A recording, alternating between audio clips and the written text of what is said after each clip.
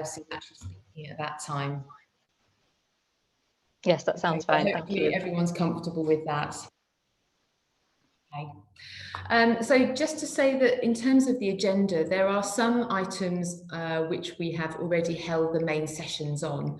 So last week and earlier this week.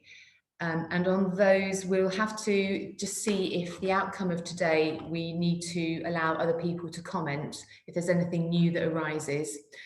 And then conversely, I think on the policy related issues, we're yet to have the main sessions, which I think is tomorrow. Yes, looking at the list, yes, tomorrow. So I will need to consider what I need to feed back to the sessions tomorrow if there's any sort of key outcomes from today. So that's just to make you aware. Before we start the main agenda, Mr. Langner, do you have any questions about practical nature? No, not particularly. I just wanted to thank you for agreeing to a right to be heard session and apologise for missing it the other week. That's not a problem. It's it's a difficult time that we're living in at the moment, isn't it?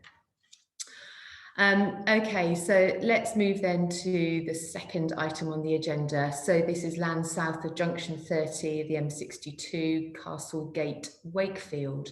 Now, further to the statement of common ground, I am in receipt of an email between yourselves, Mr. Langner, and the council, a more recent one, where it sets out some agreed wording for part of the mitigation wording, that there appears to be further agreement reached with the council. So obviously there's some discussions been going on between yourselves and the council, so thank you for that ongoing work, both parties. I note that Historic England has also indicated in that email a need for 2 further mitigation bullet points, so I'd like to briefly touch on that as well. So I have a number of questions, just sort of talking about the statement of common ground, but also that email. I have a number of questions for both parties. So I'll just run through those if that's okay. And obviously, Mr. Langner, feel free to sort of butt in and say something if you wish. But my first question was just, I can see that you've reached agreement on this particular sentence. I just wanted to clarify the position regarding the rest of the text. So obviously there's Historic England have put forward additional text which is reflected in the council's schedule of changes as well. So would that additional text remain, and then this new sentence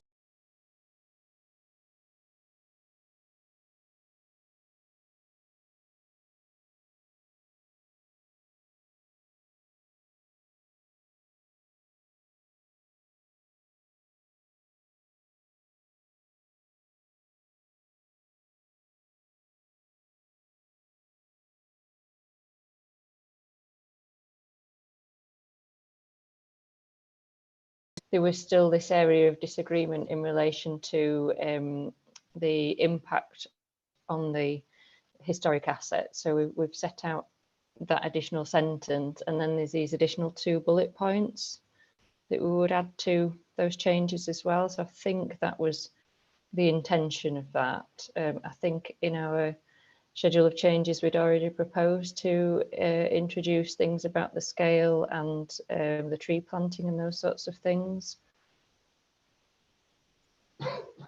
Yes, that's my understanding. It's in addition to, apart from the one sentence that I previously proposed, which referred to there being substantial harm. There's a replacement of that sentence to one that deals simply with referring to harm being outweighed by public benefits. Okay, thank you for that.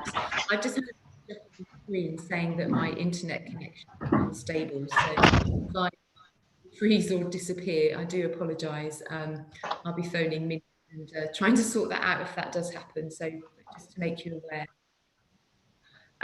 So my second question is that the rest of the wording then, this new sentence is going on the rest of the wording. My reading was that it still states that, I'm just quoting from it, development proposals should implement the recommendations of the Heritage Impact Assessment.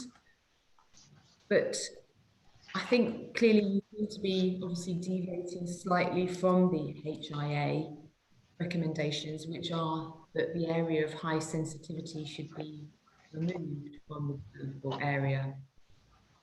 So in that context, are you looking to change that sentence as well? If I could ask Mr. Springer just to first. Yeah, I think it probably does need changing, because we wouldn't be implementing every proposal within the heritage impact assessment, and the reason for that is because we are trying to secure some restoration of those buildings and the reuse of those buildings. And obviously if we implemented everything from the heritage impact assessment, then we wouldn't be able to do that. Mr. Langler, would you agree with that? Is that your understanding? Yeah, I'd agree with that. I think perhaps a reference simply to an HIA being prepared as part of the application, rather than referring to the HIA that's been prepared in support of the local plan. Okay, so that would be a further change, further to the statement around wording. Okay, I've noted that. If we could now then move to the new wording in the latest email. And I'd like to get Mr. Langler's view first. Obviously, you've got the new wording that's been agreed and additional extra mitigation measures. So can I just get your confirmation that you are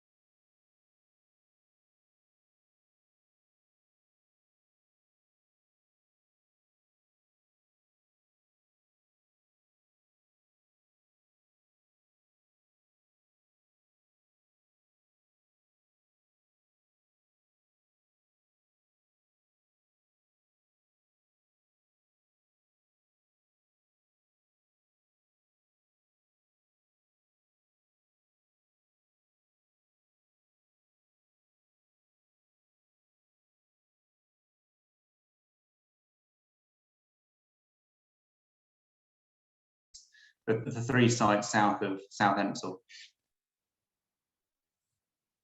okay? Thank you for confirming that. And can I just check with the council, please? Obviously, there are 2 additional mitigation bullet points that is put forward by Mr. Langler. That's his wording. Are you comfortable with both of those? I think so, yes, because obviously we're wanting to secure the repair and reuse of those buildings. So that second bullet point will deal with that. And then we're wanting to preserve the setting of those buildings, obviously trying to achieve a viable development. So I think it will be a bit of a finely balanced approach to that, but I think we are comfortable with that, yes. Okay, thank you. And just one further question for the council. Based on obviously what I've read and the amended wording, there seems to be likely to be some sort of setback from those buildings. I'm assuming that you're not going to have industrial sheds right up to the boundary, that there'd be some sort of mitigation that you would be looking for. And just in that context, at the moment, the employment capacity in the plan policy is listed at the maximum. It's listed at 47.9 hectares.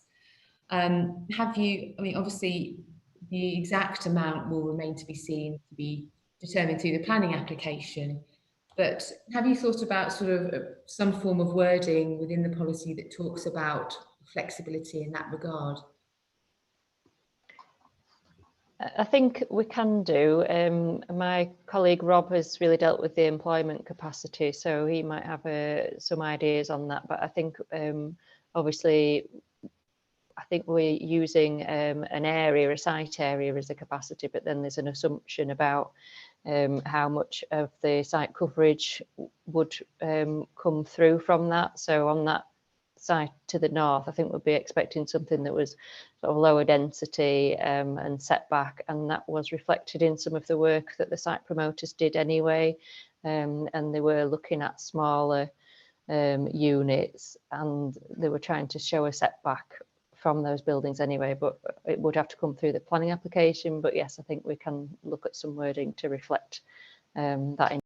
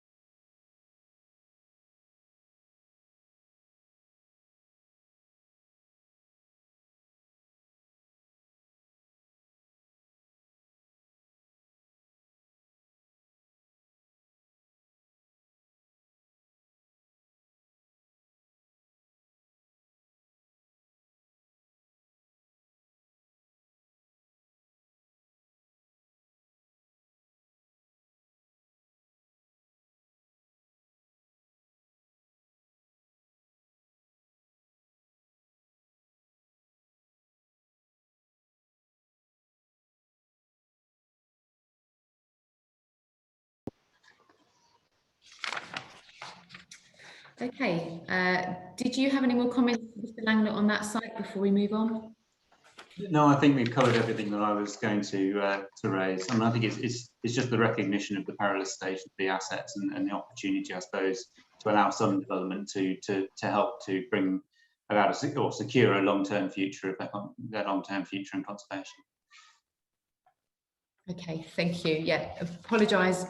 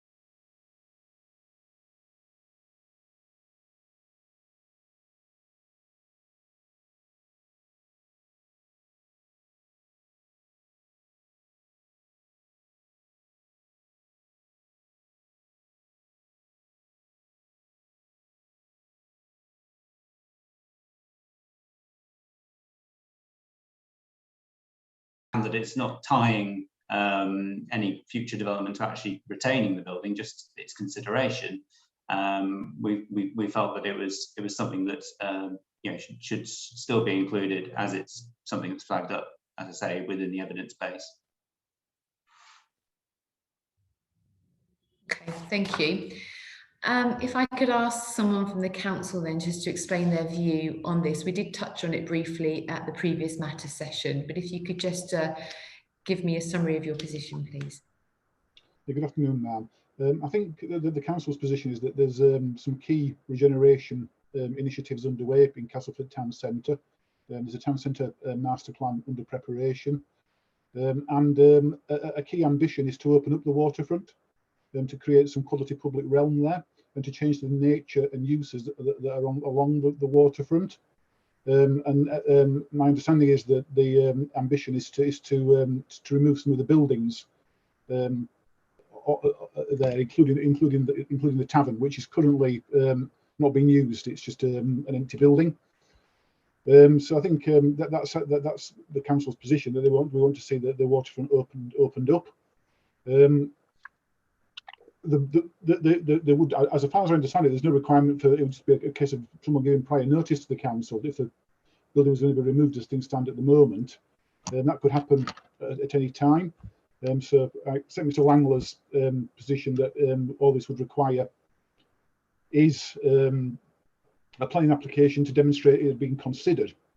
I'm not sure quite how that would work in terms of. I presume that would just be on the head of the decision maker to determine that had been demonstrated in the planning application was being determined. So I think the council's preference is that that reference isn't there for that reason. It's not certain how it would be judged, and the overarching ambition of the council is to open up the waterfront, create more public realm there, to create better links between it and the town centre. So I think our preference would be that this wording wasn't included. Okay, so just to confirm then, so the council's position is that basically the desire to open up the waterfront and regenerate that area outweighs the loss of the building, effectively? I think so, ma'am. Bear in mind the building has no heritage designation as things stand at the moment. Okay. Thank you.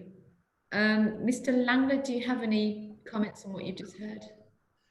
No, I mean, as I say, given its unlisted status, it's not something that I put, too much emphasis on. And I suppose to a certain extent, in considering the plans up to date, and obviously the proposals to open up the waterfront, you could argue that they have considered potential for its retention, but discounted it given the sort of the wider scheme that they're hoping to achieve. So it's not something, given its status, that I'd like to spend too much time on, obviously.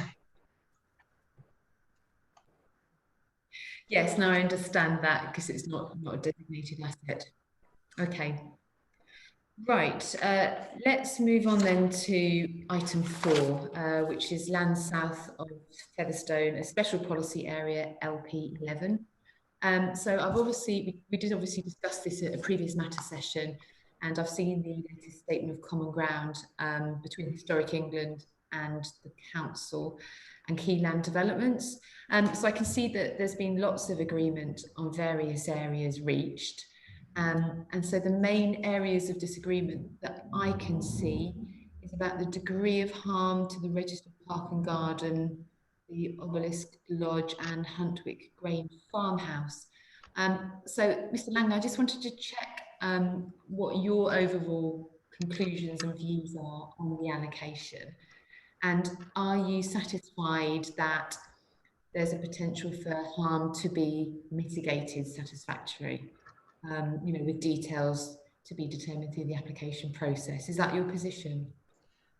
Yes, that is our position. I mean, the reason I put this on the agenda, and I would have appeared at the normal sort of hearing sessions, is very much to do that, to clarify our position on the likely harm to heritage assets within the vicinity. Also, there's quite a number of assets, but the particular sort of discussions that we've been having have mostly focused on those that are situated along Huntwick Lane, So that's Huntwick Lodge, Huntwick Grange Farm, Obelisk Lodge, and the Registered Park and Garden itself, and Nostell Priory. And the only slight disagreement we've had with the assessment that's been undertaken by the site promoter is that we feel that whilst very limited, there would be a slight negative impact or slight less than substantial harm caused to not only Huntwick Lodge, which I think is something that's agreed by all parties, but also Huntwick Grange Farm, Obelisk Lodge, and the Park and Garden, by the very fact that they have a kind of a shared, a sort of associated setting, and that there's a sort of a shared experience of walking along Huntwick Lane up to the Priory, within which they're all experienced. And the sort of encroachment of new development closer to that lane and those assets would have as I say, a very slight negative impact or harm to those assets. But it is at a level that we're we're comfortable that that the sort of the provisions of the NPPF can be enacted through the sort of planning application process to come to a decision by the local authority. It's not something that should prevent its allocation within a local plan. Okay, thank you for confirming that. Obviously, you mentioned that you consider that it can largely be dealt with through the application process. Was there anything additional you wanted to be actually included in the policy wording that would provide you with any additional comfort? No, I think the wording that's been agreed through discussion with the council and the site promoter and is contained within the statement of common ground with both parties, I think is appropriate. Okay, thank you. And does the council wish to say anything on this site and on the wording? I don't think so, ma'am. I think we're in agreement with Mr. Kingwood and our position set out in the statement of common ground, and I think we've agreed some slightly modified wording for the policy that's set out in the statement of common ground between ourselves and Historic England, which I think we are content with. Thank you for that. Okay, right. Was there anything else you wish to say, Mr. Langler, on item 4 before we move on? No, I think that was the main thing, was just to clarify our position really on that site. Thank you. No, that was useful. Okay, let's move on to item 5. So this is moving on to policies, which we have yet to discuss at main matter sessions. And firstly, policies WSP 23, WLP 30 and 31 on renewable energy. So I can obviously see in the statement of common ground that there is some disagreement between parties. So Mr. Langler, you've sought some additional wording, I think, in all 3 of those policies to sort of reflect the need for conservation of heritage assets, I believe. Did you just want to sort of give me a brief overview of your reasoning for those word changes you've sought? Yes, I mean, obviously we support the aspirations of the policies in tackling climate change and encouraging renewable energy, but we feel that neither the policies or the supporting justification acknowledge the potential incompatibility in some cases with the need to conserve the historic environment. So our comments sought to introduce subtle, suitable changes and caveats to highlight that it will not always be appropriate to the conservation of heritage assets to incorporate the technologies involved.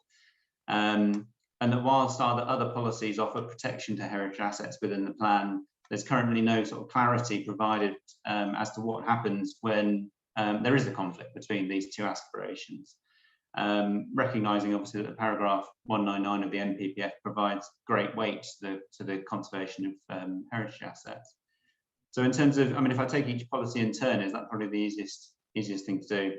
In terms of policy WSP 23, obviously our comments sought to highlight the works to install and incorporate on-site energy generation could in some instances harm elements that contribute to the significance of heritage assets. And we request the addition of the word appropriate to criteria 3B, dealing with the incorporation of such technology. I have to say, in hindsight, I think that given that this criteria does relate to encouraging all larger developments to incorporate on-site renewable energy generation and provides the caveat of where it would be feasible or viable, I think that we can probably drop our objection in relation to this policy. I think those two words, feasible and viable, within a strategic policy are sufficient, I think, in this case to cover our concerns. In terms of the other two policies, WLP 30, renewable energy, again, I mean, it's a very similar sort of vein of thought, if you like, through all of these policies, that we're just highlighting that it won't be always appropriate to incorporate the kind of the technologies involved without harming heritage assets, or indeed potentially viable in some cases. And then whilst we obviously support the intentions of the policies, we do have concerns that the measures to seek to minimise the adverse effects of climate change, to ensure that they're delivered in a manner that's consistent with the conservation of the historic environment. I think, so in terms of policy WLP 30, we sought two changes. One to the first paragraph to include an additional sort of caveat, if you like, to refer to changes being appropriate to the conservation of heritage assets, as well as being obviously feasible and financially viable. And then we also sought an additional change to the second paragraph of the policy, which referred to where it can be demonstrated that renewable and low carbon energy generation is not practical. We also sought a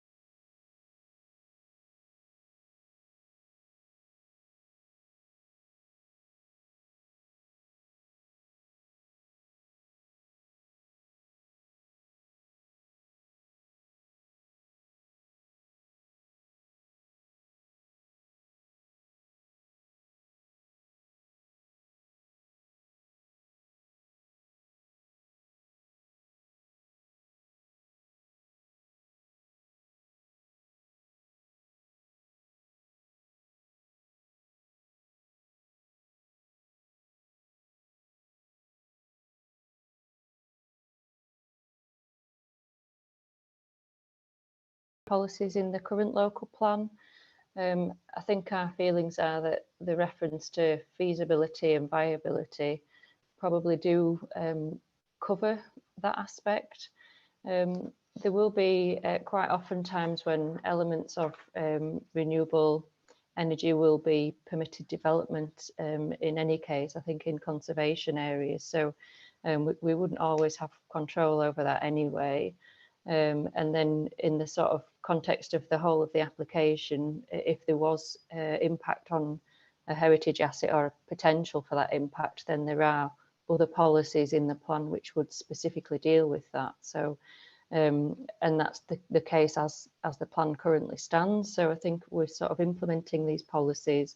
The heritage impacts are being considered in the round as these policies are implemented. So I think we had a feeling that it was probably unnecessary repetition. And the other thing is that if we introduce the word appropriate, there might be concerns that that aspect may be abused. It's sort of another get out clause, if you like, where it means that there's less potential for the policy to be implemented and for those benefits for climate change to be secured. So appropriate in terms of, is it appropriate in terms of the heritage assets, or is it other references to appropriate? What does that word actually mean? So I think there were some of our concerns. And then we also do have policy WLP 33, which would apply to larger scale renewable energy schemes that stand in their own right. And that does refer to the impact on heritage assets as well. So I think we feel that the policies probably are sufficient as they stand when read in context with the other policies in the plan as proposed as well that relate to heritage assets. Okay, thank you. I'm just wondering whether there might be a middle ground here. Just, I appreciate what you've said about adding in the word appropriate to the policies. I can see how that may create some issues for you. But is there a middle ground to be reached here? For example, just thinking whether in the supporting text you could just add a sentence referring to that you'd need to take account of obviously the impact on historic assets, or something like that both parties could sign up to? I think the council would be happy with that approach. Yeah, I mean, I think I would as well. I think it's just having something there either within the policy or the supporting text that recognises that that it might not always be, well, it might potentially be incompatible, and what happens in those circumstances, I suppose. Sorry, I've got the cat meowing at the door and someone else knocking at the other door, so it's a double whammy of distractions. I've ignored both, so we'll see what happens. Yeah, so I have builders outside the window, and then someone just opened the door to come in here. So I know. Okay, so there could be potential then for middle ground there, with some form of reason justification in that text. Obviously, we have yet to have that matter session, which is tomorrow. So I think if we can just park that, and then I will be obviously raising this issue again, and it may be debated again tomorrow. But at this moment in time, based on what I've heard and that both parties are agreeable, I think that could be a solution. That's an option. Thank you. Okay, thank you. That takes us on then to item 6, which is policy WLP 52 on trees. And Mr. Langler, you've sought an additional criterion D in part 2 to prevent loss where trees contribute to the setting of a listed building or the character of a conservation area. Can you just explain your position briefly, please? Yes, I mean, obviously trees, woodland and hedgerows can contribute to the significance of heritage assets through the contribution that they make to their setting or to the character of the conservation area. So obviously the loss of those trees, woodland or hedgerows can thereby have an impact and a harm to the significance of those assets. So we felt that a criteria within the second part of the policy was needed to recognise that the contribution, as I say, that those features can make within two heritage assets, and then that's what we proposed. Okay, thank you. And can the council just explain why it doesn't wish to add that criterion in? Right, policy WLP 52 as it stands just concentrates on the ecological value of the trees and woodlands, and similarly we have heritage policies that would protect heritage assets, specifically designated heritage assets, and they refer to the setting. Trees and woodlands are mentioned within our conservation area appraisals, and a lot of the content of these policies is, well, actually not the heritage ones because they've been completely reviewed and revamped, but in terms of the relationship between the current trees policy and current heritage adopted heritage policies, the tree policy officer and heritage officers work very closely, and they have worked well, having separate policies where we haven't got the conservation area and heritage assets listed within the tree policy.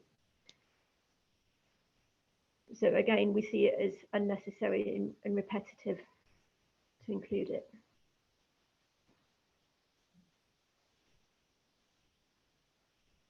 Okay. If it was included, would it be a particular problem though? I mean, what problem, other than just a little bit of additional wording?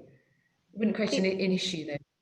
No, I don't think it would create an issue. I mean, the other thing is that there isn't reference in the supporting text does give reference to tree preservation orders, and that is the particular issue that Historic England have raised in explaining the reason for their criterion. So the alternative would be to have some supporting text in there to make it explicit about the tree preservation orders in relation to conservation areas. Obviously, that doesn't deal with the settings of heritage assets.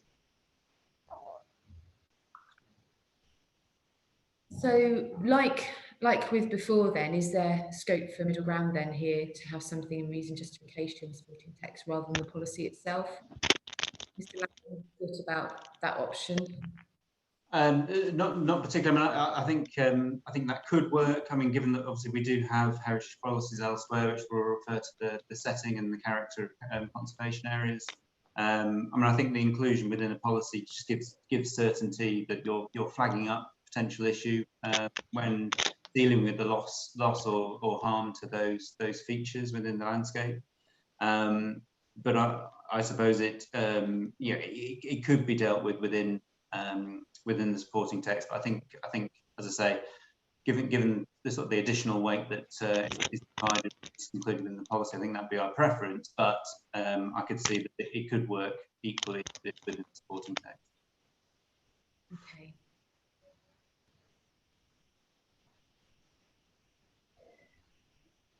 Okay, I can see the benefit of having it in the policy, because I think particularly with conservation areas, you know, it is this issue, isn't it, of the trees that contribute to the setting is absolutely key. So I can see your logic of your argument there. We're obviously due to have the main discussion tomorrow, so I obviously can't reach a conclusion yet, but I've obviously heard what you've said and noted it down, and obviously I'll be considering the issue. At the moment, it's like that the option for me is either to include it in as new criterion D, or to have some sort of reason justification text inserted. Thank you.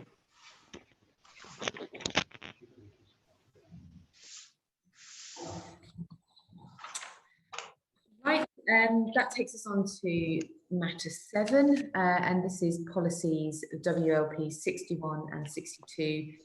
So the key ones on the historic environment. Obviously, I can see quite a few changes that you have agreed between both parties as set out in the statement of common ground, and to move the policy, and obviously other changes as well, deleting criteria 2 and 3, etc. etc. I just wanted to pick up on the council's reference where it says, isn't there in evidence, where it says the reworked policy doesn't give sufficient protection to class 2 sites. You're looking at further changes with if you could just provide me an update on that. Right, Marla, are you looking at the statement of common ground issued in October 2021 or November 2020, the update in November 2021? I've got 21 under me. It's just obviously it's very long and convoluted, so I wasn't sure whether that issue is being addressed. Yes, can I just find the correct page? So you're asking about WLP 61. The issue has been resolved. I thought we said in the Statements of Common Ground update that agreement had been reached between Historic England and West Yorkshire Archaeological Advisory Service. And in the appendix to the update, there was new text given. Is this on page 19? Let me check. That's right. I mean, that's my understanding that the Statement of Common Ground update, so document 2.47, and it's page 51, so within Appendix 1, provides the amended text for policy WLP 61 dealing with archaeology, which has been agreed with the council, Historic England, and West Yorkshire Archaeological Service. I mean, I flagged up previously that that the changes that I'd requested actually left a kind of a gap, if you like, within the policy dealing with Class 2, to consider how Class 2 archaeological sites were going to be dealt with. But in reviewing all of that again, it flagged up a number of other issues with the revised policy. So we looked at it collectively together again to see whether there is a solution that sufficiently covered all aspects of all types of sites, but also I think addressed my initial concerns that that Class 2 and 3 archaeological sites were being dealt with as designated heritage assets, which they're not. But the proposed changes within the updated Statement of Common Ground, I'm afraid it does get very complicated, I think hopefully addresses all of those points. Okay, thank you for clarifying that. Obviously, these are the key policies for you. So I just wanted to check that you are entirely comfortable with the wording as agreed. Yes, I am. Thank you.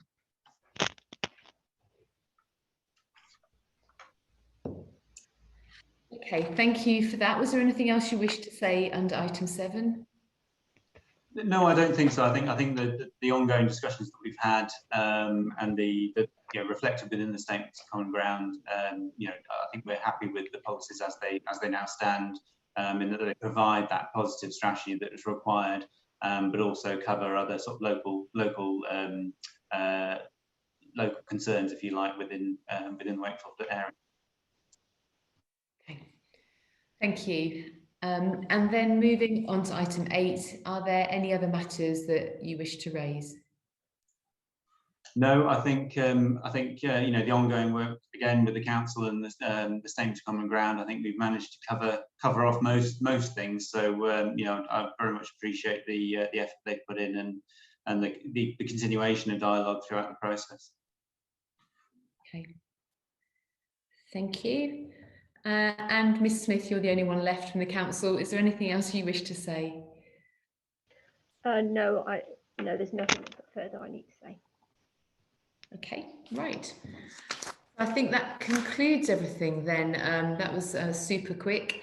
So anyway, Mr. Lang, I hope that's provided you with a full opportunity to have your say on any issues of concern.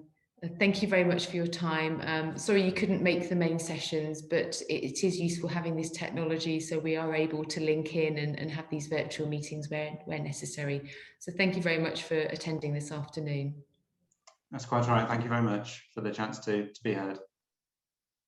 Okay, thank you.